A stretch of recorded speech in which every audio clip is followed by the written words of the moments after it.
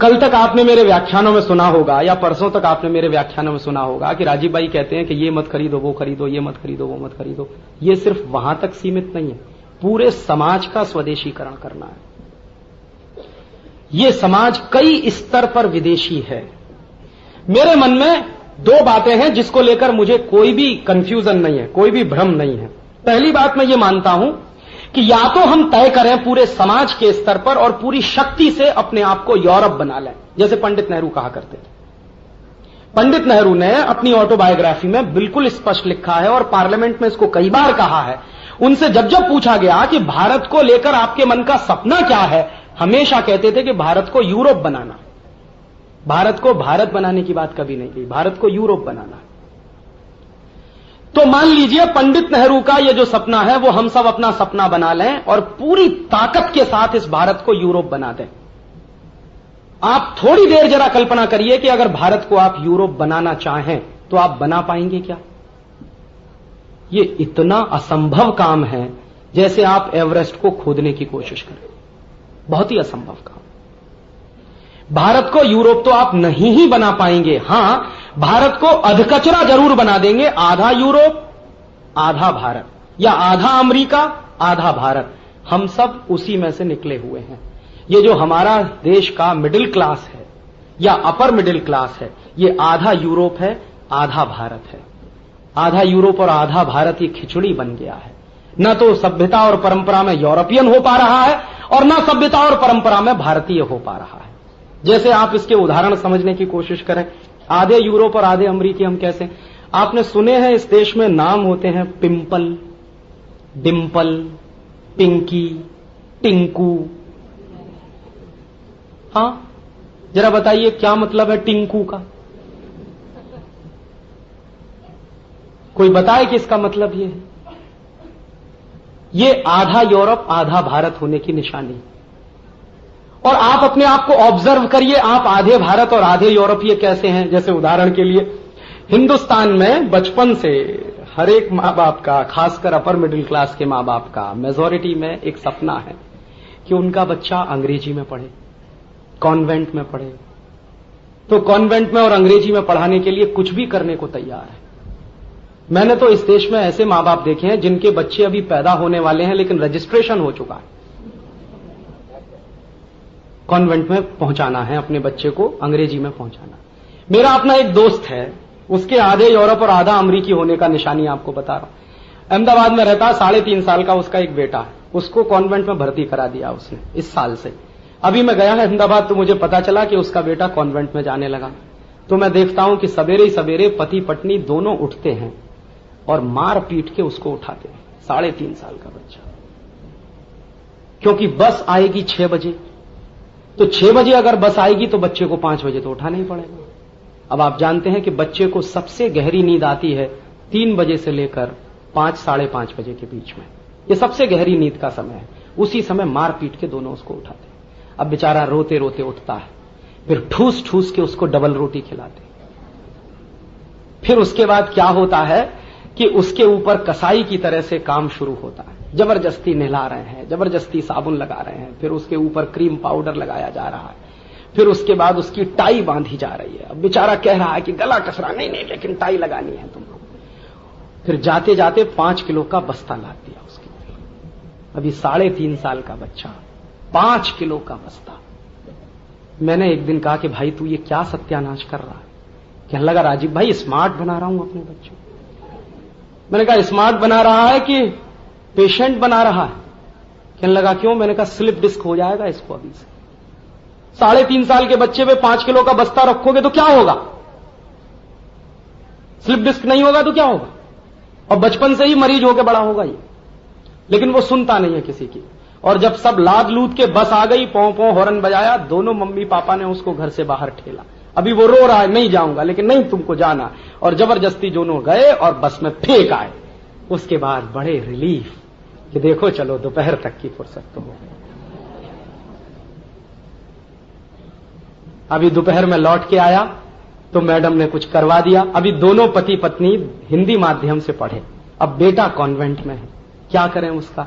तो आ गया बेटा और कहने लगा देखो मैडम ने ऐसा कर दिया वैसा कर दिया, तो अब पढ़ाएं कैसे उसको? तो ट्यूटर चाहिए, क्योंकि मैडम ने होमवर्क दिया है तो होमवर्क लेके आ गया घर में। अभी वो तो समझते नहीं है, तो एक नया ट्यूटर रख लिया। स्कूल का होमवर्क कराने के लिए ट्यूटर रख लिया। अभी ट्यूटर ऐसा सत्यानाशी कि वो अपना होमवर्क देके चला गया।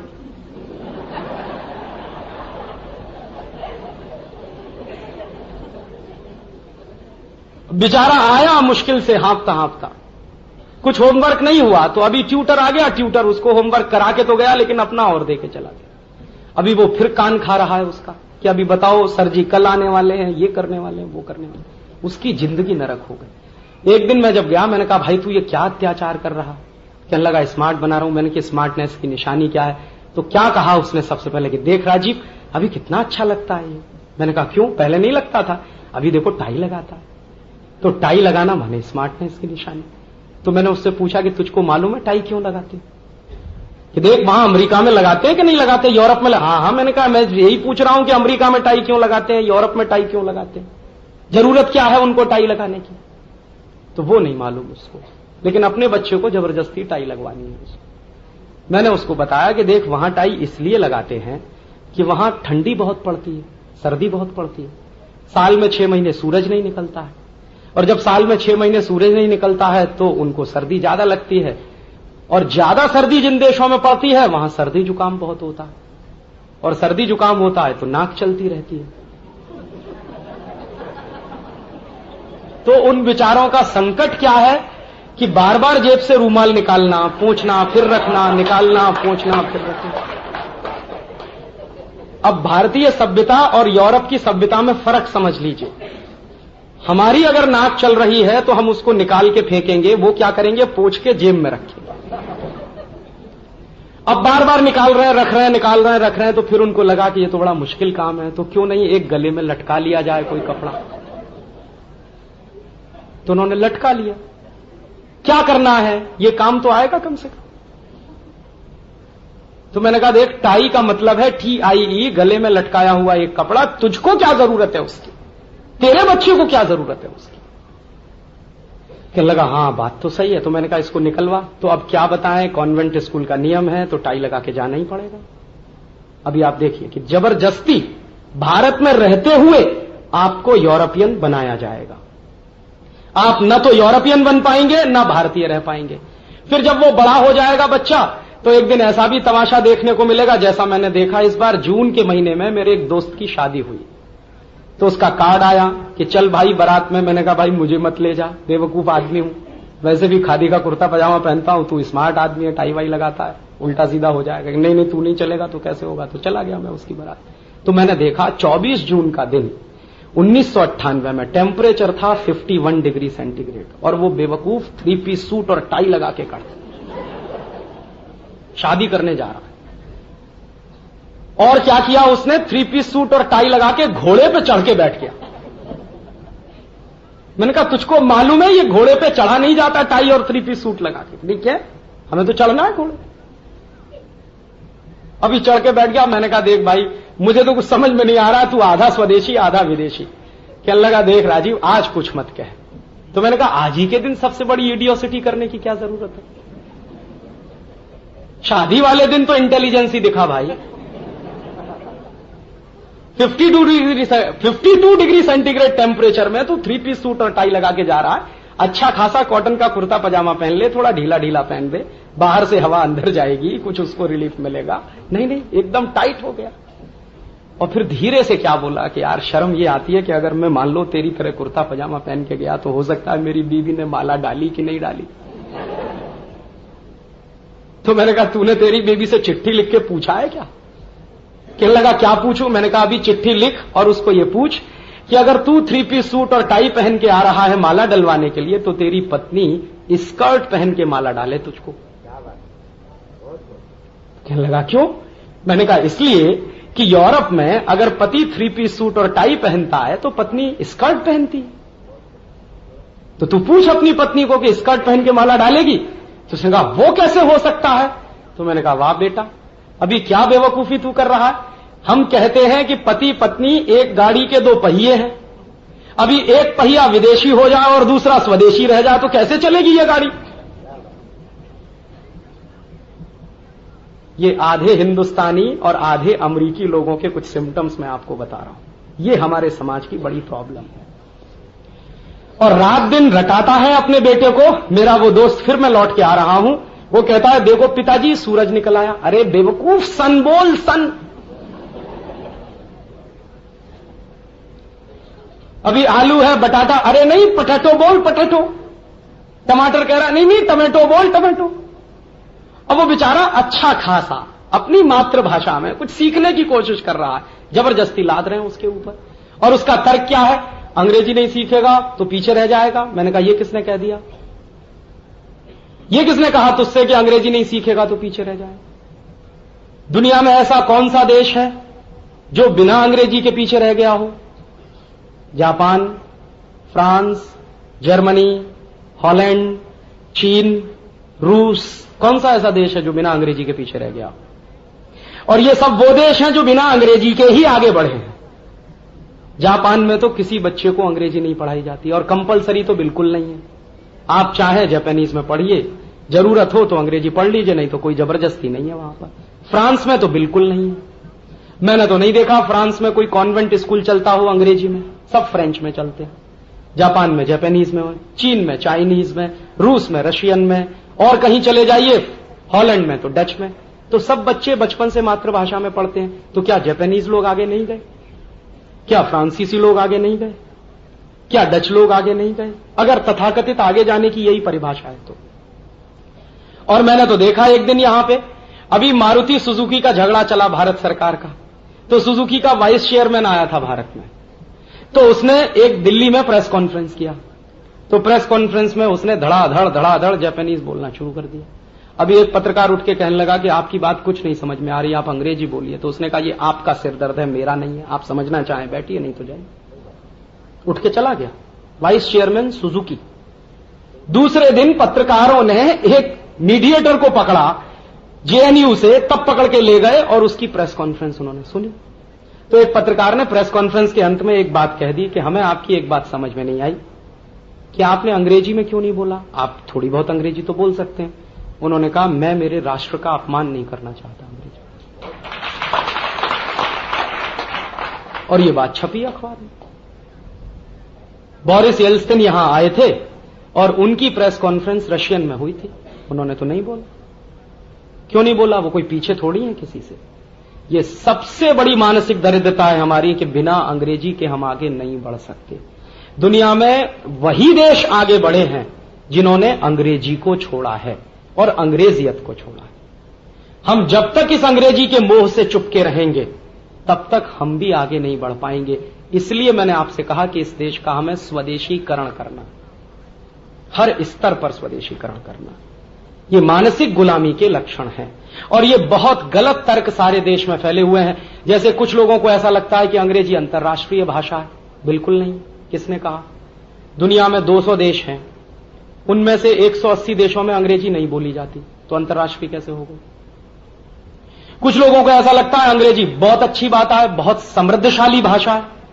अंग्रेजी में शब्दों की बहुत कमी है। अगर French, German, Dutch, Italian, Latin इनके शब्द माइनस कर दिए जाएं तो अंग्रेजी में मूल रूप से सिर्फ 12,000 शब्द हैं। और भारत की सबसे छोटी भाषा है मलयालम, उसमें 18,000 शब्द हैं। मलयालम अंग्रेजी से 6,000 ज्यादा शब्द रखती है।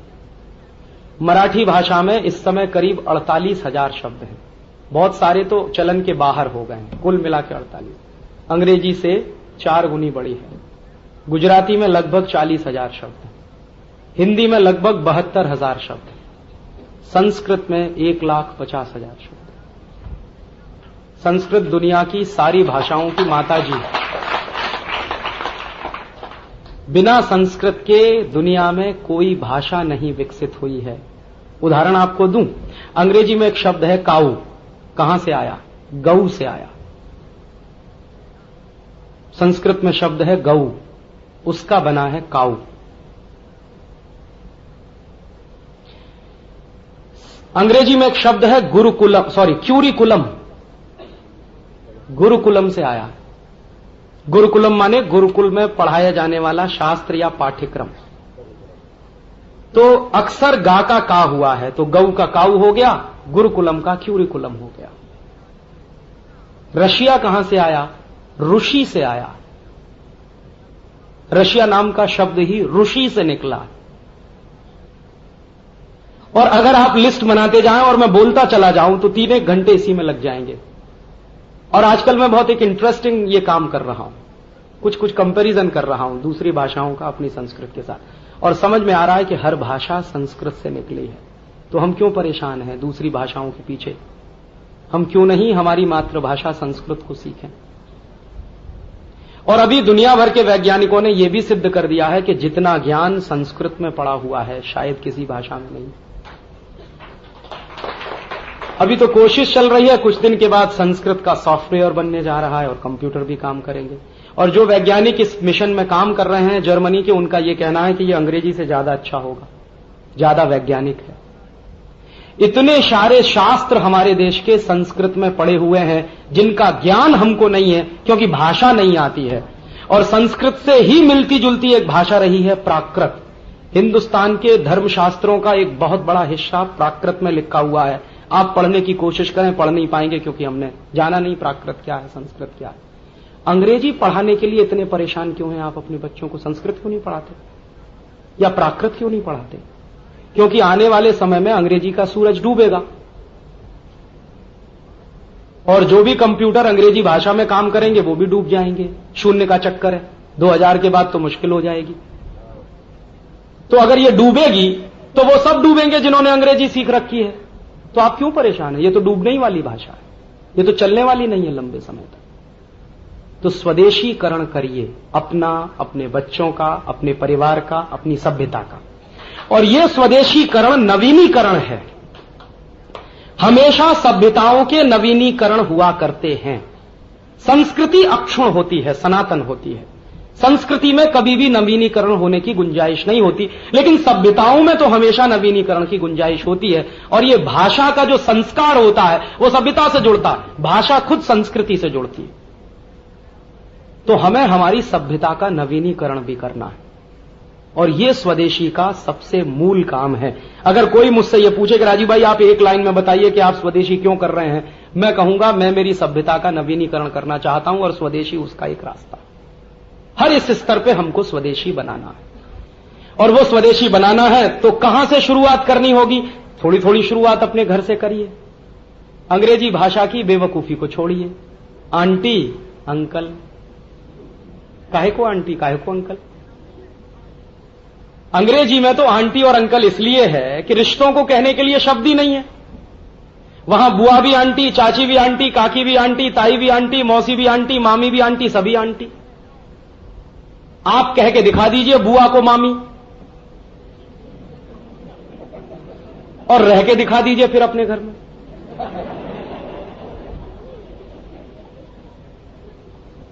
आप कह के दिखा दीजिए मौसी को काकी, फिर रह के दिखा दीजिए इस पर। अंग्रेज कह सकते हैं क्योंकि रिश्तों की गर्माहट क्या होती है ये उनको अंदाज नहीं है, इसलिए आंटी है। काका भी अंकल, ताऊ भी अंकल, मौसा भी अंकल, फूफा भी अंकल, मामा भी अंकल, मामा के मामा भी अंकल, सभी अंकल। यहां तो संभव नहीं है। काका मौसा नहीं हो सकते, मौसा मामा नहीं हो सकते।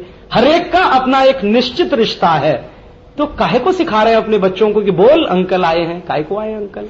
काका आए हैं या कुछ आए हैं, अंकल क्यों आए हैं, आंटी क्यों आए हैं? तो छोड़िए ये अंकल और आंटी। और अंकल और आंटी आप छोड़िए, अपने बच्चों से छोड़वाइए। और मैंने जैसे आपसे कहा कि ये पिंकल, डिंपल, टिंकू, ये और वो, ये नाम रखना छोड़िए, फालतू के नाम। इतने अच्छे अच्छे नाम भारतीय संस्कृति में, राम है, कृष्ण है, शिव है, राम गोविंद है, एक साथ दो दो भगवान, राम और गोविंद दोनों एक साथ मिल जाएं, ये कौन सी संस्कृति में संभव है? ये यहां संभव है। तो काहे को परेशान है बेवकूफी के नाम? और ऐसे नाम जिनका कोई अर्थ नहीं है ये रखना बंद करिए, और अपने घरों के भी रखना बंद करिए इस तरह से।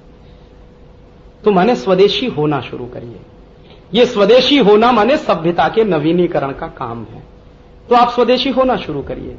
और ये स्वदेशी होना अपने परिवार से, अपने समाज से, अपनी सभ्यता से सबसे आसानी से हो सकता है। तो आप होइए। अपने बच्चों को कॉन्वेंट में भेजना भी बंद करिए।